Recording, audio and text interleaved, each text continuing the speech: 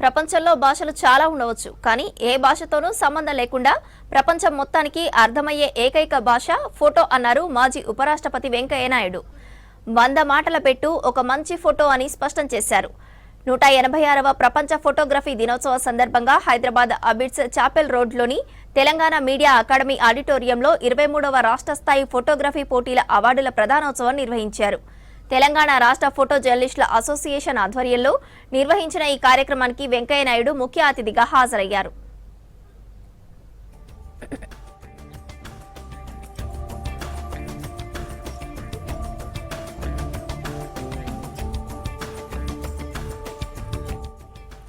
Photography పోటీలో విజేతలకు పురస్కారాలను అందజేసి అభినందించారు వెంకయ్య నాయుడు.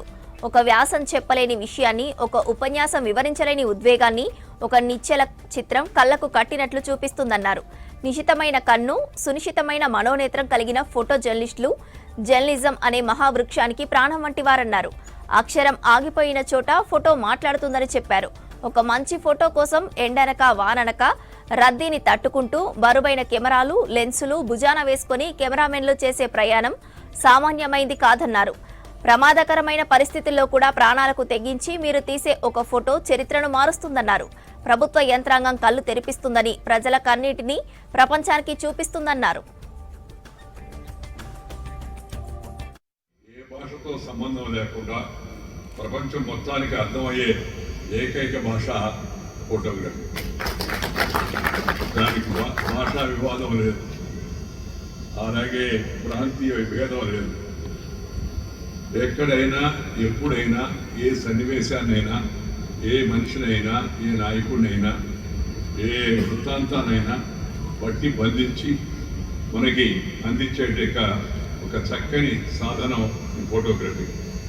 అందుకే 100 మాటల పెట్టు ఒక మంచి ఫోటో, 100 మాటల పెట్టు ఒక మంచి ఫోటో అని చెప్పని చెప్తుంటారు. ఒక వ్యాసం చెప్పలేని విషయాన్ని ఒక ఫోటో అందిస్తుంది. ఒక ఉపన్యాసం ద్వారా వివరించలేని ఉద్వేగాన్ని ఒక నిశ్చల చిత్రం కళ్ళకు కట్టినట్టుగా చూపిస్తుంది. Information with confirmation is more than ammunition అని చెప్పి నేను ఎప్పుడు చెబుతూ ఉంటాను. కన్ఫర్మేషన్ అంటే అది అమ్యునేషన్ కన్నా శక్తివంతమైంది. ఎందుకంటే ఈ రోజుల్లో ముఖ్యంగా వార్తల్లో వివిధ పత్రికలు, నేను పత్రికల పేరు పెట్టను, ఏ వార్త నిజమో